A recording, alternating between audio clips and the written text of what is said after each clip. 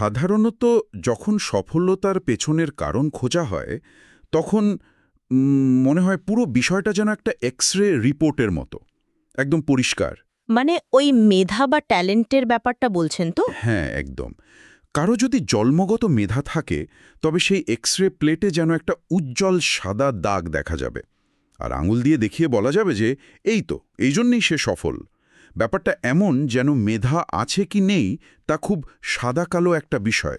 কিন্তু মনস্তত্ত্ব আর দীর্ঘমেয়াদী সাফল্যের দুনিয়ায় যদি নজর দেওয়া যায় তখন ওই এক্স-রে মেশিনটা যেন আর ঠিক মতো কাজ করে না। সাফল্যের এই চিত্রটা আসলে বেশ ঘোলাটে। ঠিক। আর এই ঘোলাটে ক্যানভাসটাই আমাদের আজকের এই গভীর বিশ্লেষণে পরিষ্কার করা প্রয়োজন।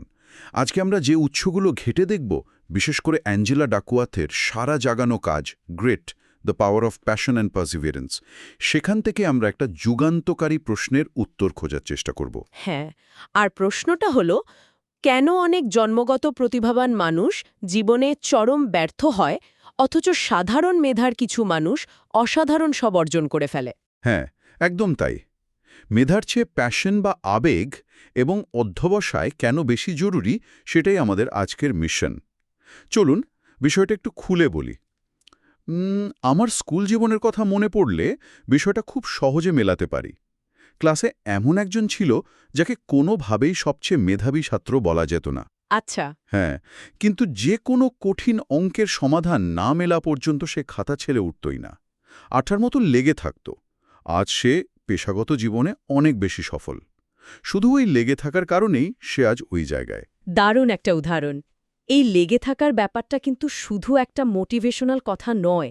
আমরা আজ দেখব এই আলোচনাটা শুধুমাত্র কিভাবে সফল হতে হয় তার কোনো সাধারণ তালিকা নয়।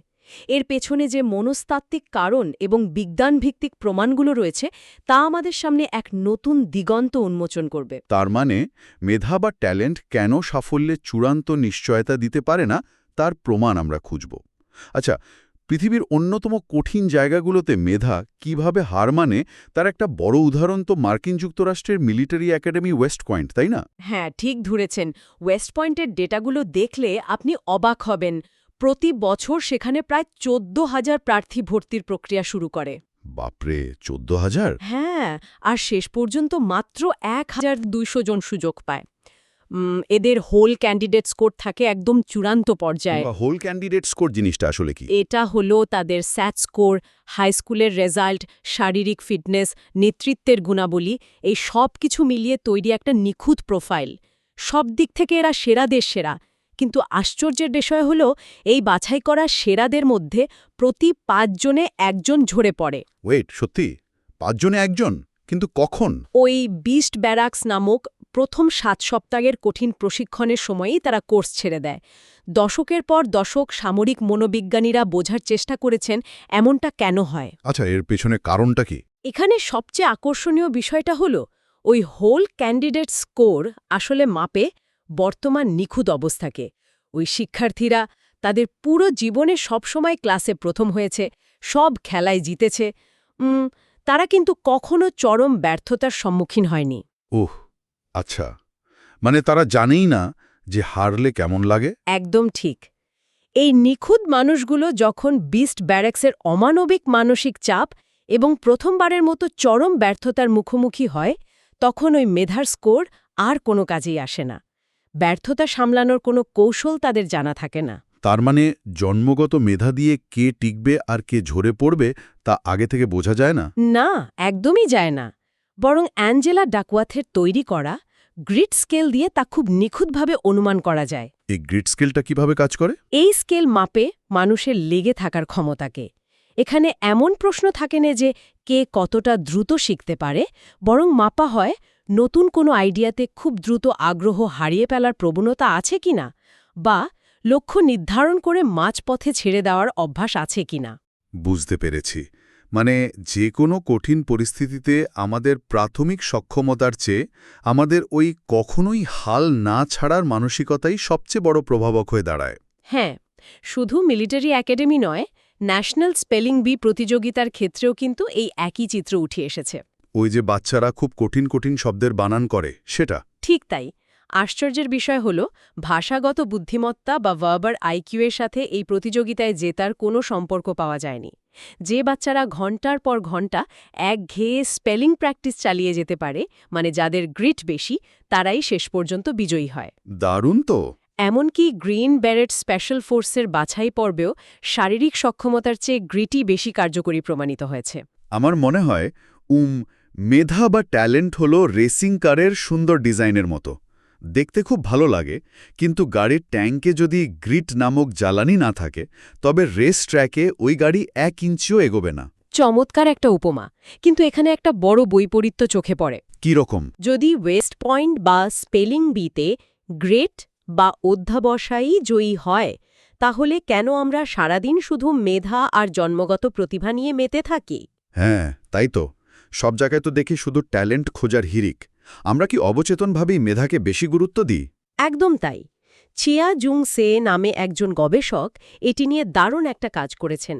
আমরা মুখে বলি যে আমরা পরিশ্রমীদের মূল্যায়ন করি, কিন্তু অবচেতনভাবে আমরা ওই ন্যাচারালস বা জন্মগত প্রতিভাদের বেশি পছন্দ করি। কিন্তু এটা কিভাবে প্রমাণিত হলো? তিনি পেশাদার সঙ্গীত শিল্পীদের ওপর গবেষণাটা করেছিলেন। সবাইকে একই মিউজিকের অডিও ক্লিপ শোনানো হয়েছিল, কিন্তু বলা হয়েছিল একজন জন্মগত প্রতিভাবান এবং আরেকজন প্রচুর পরিশ্রম করে এই পর্যায়ে এসেছে। আচ্ছা, তারপর কি হলো? অবচেতনভাবেই সবাই জন্মগত প্রতিভাবান শিল্পীর বাজানোকে বেশি ভালো বলে রায় দেয়, যদিও মিউজিক ট্র্যাকটি একদম একই ছিল। বাপরে, তার মানে আমাদের ভেতরে একটা গোপন পক্ষপাতিত্ব কাজ করে। আর এই মেধার মোহের ফলাফল যে কত ভয়াবহ হতে পারে, তার তো একটা বড় উদাহরণ হলো এনরন কোম্পানির পতন। হ্যাঁ, এনরন প্রতিষ্ঠানটি ছিল মেধা পূজার চরম উদাহরণ। ম্যাকিনসি কোম্পানির ওয়ার ফর ট্যালেন্ট নীতি অনুসরণ করে তাদের সিইও জেফ স্কিলিং একটা অদ্ভুত সিস্টেম চালু করেছিলেন। ওই যে প্রতি বছর কর্মীদের র্যাঙ্কিং করার সিস্টেমটা? ঠিক, তিনি প্রতি বছর কর্মীদের র্যাঙ্ক করতেন এবং একদম নিচের 15% কর্মীকে শুধু কম মেধাবী বলে ছাঁটাই করতেন। এটা তো ভীষণ অমানবিক একটা কালচার। শুধু অমানবিক নয়, এই পদ্ধতি প্রতিষ্ঠানটিতে এক চরম বিষাক্ত এবং প্রতারণামূলক সংস্কৃতির জন্ম দেয়। সবাই নিজেদের সবচেয়ে বুদ্ধিমান প্রমাণ করার জন্য মরিয়া হয়ে ওঠে। ভুল করলেই তাকে কম মেধাবী ভাবা হবে, তাই কেউ কোনো ভুল স্বীকার করত না। এর পরিণতিতেই তো ইতিহাসের অন্যতম বড় কর্পোরেট জালিয়াতির ঘটনা ঘটে। আসলেই, মেধার লেবেল কিভাবে একটা প্রতিষ্ঠানকে ধ্বংস করে দিতে পারে। অন্যদিকে স্কট ব্যারি কফম্যানের গল্পটা আবার অন্যরকম। তাকে তো ছোটবেলায় লার্নিং ডিসেবল বা ধীরগতির শিক্ষার্থী হিসেবে চিহ্নিত করে বিশেষ স্কুলে পাঠিয়ে দেওয়া হয়েছিল। হ্যাঁ, তাকে বিশ্বাস করানো হয়েছিল যে তার মেধা নেই, কিন্তু নিজের অদম্য চেষ্টায় সেই মানুষটিই পরে কার্নেগি মেলন এবং ইয়েল ইউনিভার্সিটির মতো জায়গা থেকে ডিগ্রি অর্জন করেন। অবিশ্বাস্য। কিন্তু আমরা কেন এমনটা করি? কেন মেধাকে এত উঁচুতে বসাই?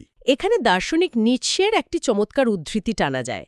নিৎসে বলেছেন, আমরা প্রতিভাবানদের ঐশ্বরিক বা জাদুকরী বলতে পছন্দ করি, কারণ এর ফলে আমাদের নিজেদের আর তাদের সাথে পাল্লা দেওয়ার প্রয়োজন পড়ে না। ওহ, মানে নিজেদের অলসতার জন্য অনুশোচনা করার হাত থেকে বাঁচার একটা উপায় এটা। একদম। কাউকে জাদুকরী বললে আমাদের এক ধরনের মানসিক স্বস্তি মেলে। ও তো জিনিয়াস, আমি তো আর ওর মতো পারব না, এই বলে আমরা দায় এড়িয়ে যাই। আচ্ছা, এখানে আমি আপনাকে একটু চ্যালেঞ্জ করতে চাই। তাহলে কি মেধা বলতে আসলেই কিছু নেই? আমরা কি বলতে চাইছি যে জন্মগতভাবে পৃথিবীর সব মানুষ একদম সমান? না না, বিষয়টা এতটা চরম নয়। মেধা অবশ্যই আছে। যেমন ধরুন, শারীরিক গঠনের সুবিধার কারণে একজন সাঁতারও হয়তো স্বভাবতই অন্যের চেয়ে দ্রুত সাঁতার শিখতে পারে।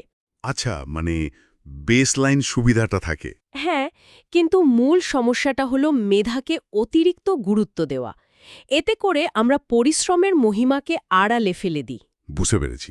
যেহেতু মেধা একা যথেষ্ট নয়, তাই বিজ্ঞান ও যুক্তির আলোকে মেধা এবং পরিশ্রম ঠিক কিভাবে একসাথে কাজ করে তা বুঝতে আমাদের ড্যাকওয়ার্থে সেই বিখ্যাত সমীকরণে যেতে হবে। ঠিক, ড্যাকওয়ার্থ দুটি সমীকরণের মাধ্যমে পুরো ব্যাপারটা পরিষ্কার করেছেন। প্রথম সমীকরণটা হল মেধা গুণ প্রচেষ্টা সমান দক্ষতা বা স্কিল। আচ্ছা, আর দ্বিতীয়টা? দ্বিতীয় সমীকরণটা হল দক্ষতা গুণ প্রচেষ্টা সমান অর্জন বা অ্যাচিভমেন্ট। খেয়াল করে দেখুন, প্রচেষ্টা বা পরিশ্রম এই সমীকরণে দুবার গুণ হচ্ছে, অর্থাৎ সাফল্যের সমীকরণে প্রচেষ্টার মূল্য দ্বিগুণ। তাহলে এই সব কিছুর মানে কি দাঁড়াচ্ছে? মেধা হলো একটি বাড়ি বানানোর জন্য কত দ্রুত আপনি ইট গাঁথতে পারেন তার ক্ষমতা। হ্যাঁ, আর প্রচেষ্টা হলো কি? প্রচেষ্টা হলো সেই ইটগুলো নিয়ে আসলে আপনি কাজ শুরু করলেন কিনা।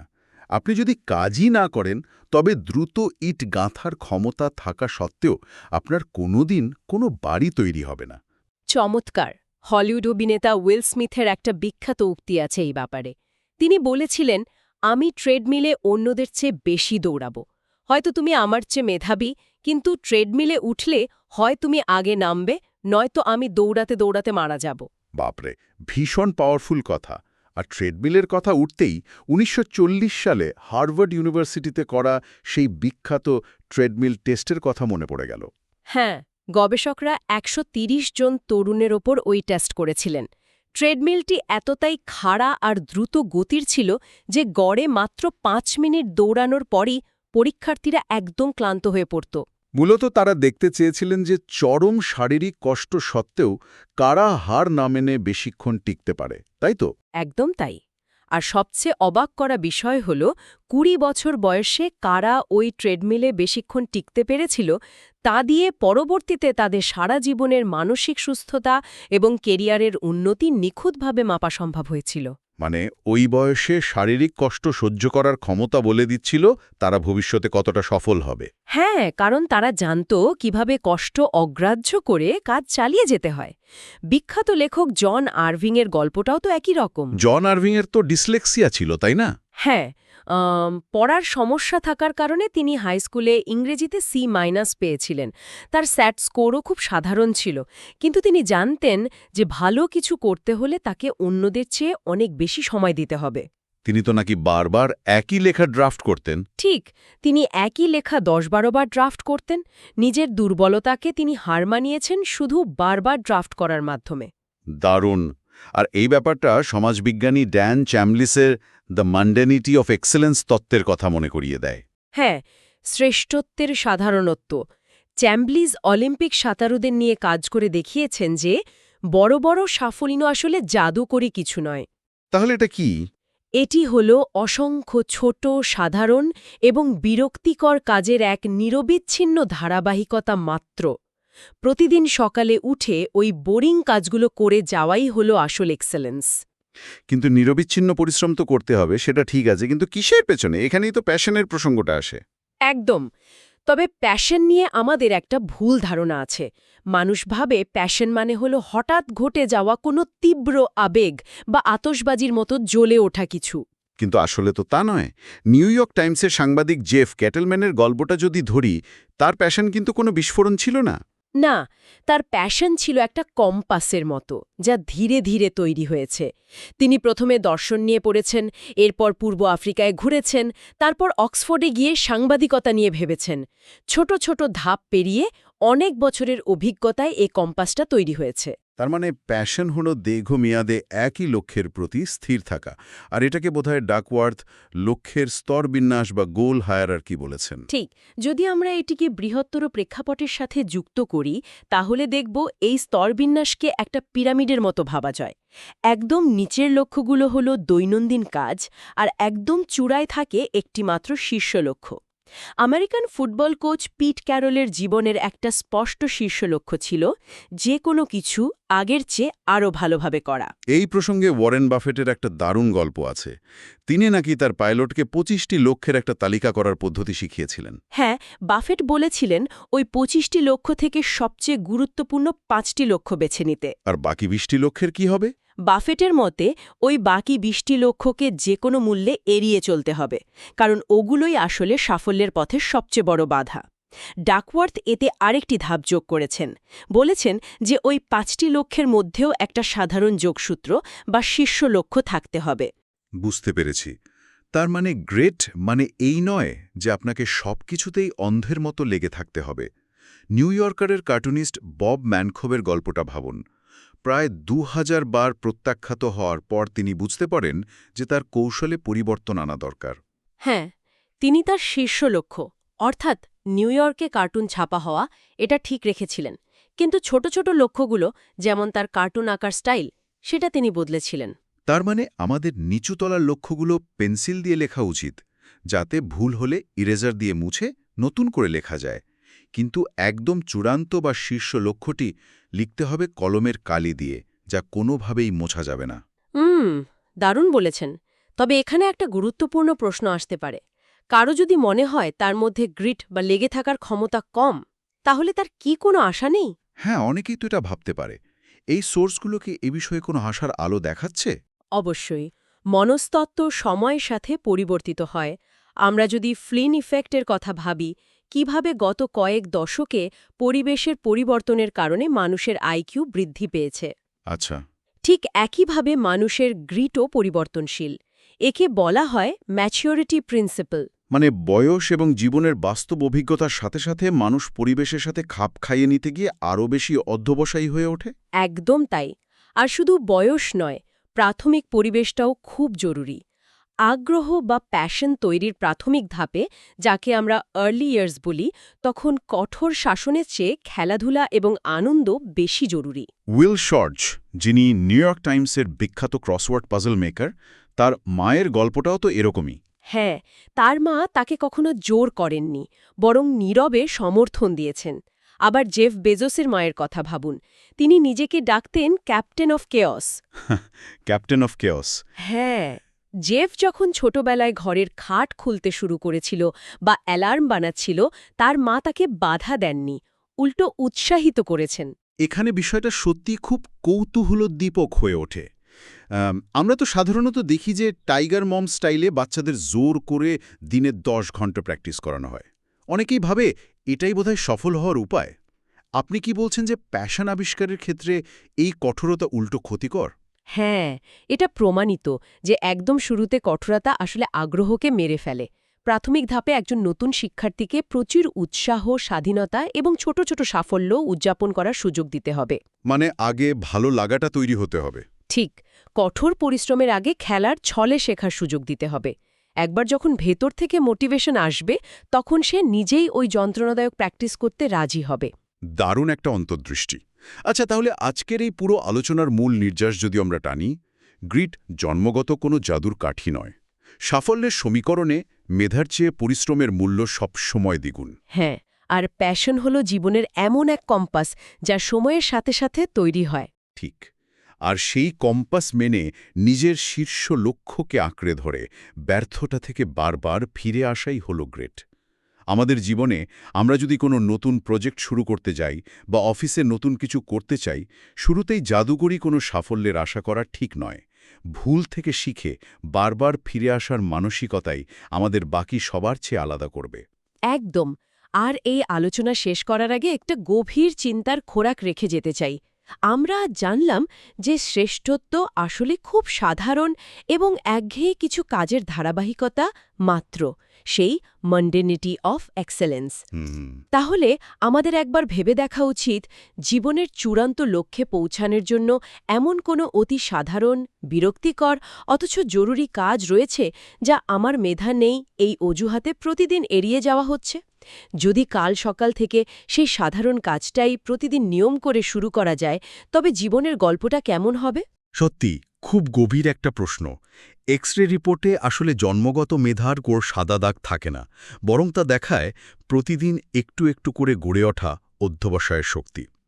এই প্রশ্নটি মনের মধ্যে জিয়ে রেখেই অত্যন্ত উষ্ণ ও আন্তরিকভাবে আজকের এই তথ্য উপাত্তের গভীর বিশ্লেষণমূলক আলোচনাটির সমাপ্তি টানছি।